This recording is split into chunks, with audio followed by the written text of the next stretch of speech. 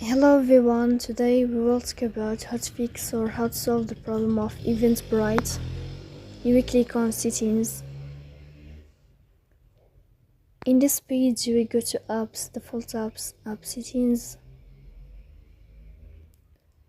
On above you will search about Eventbrite and you will click here.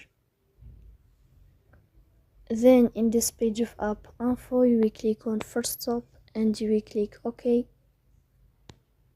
Here you will enter to the window of storage.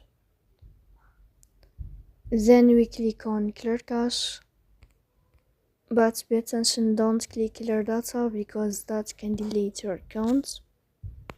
Here you will go to Play Store. You will search about the application of Eventbrite.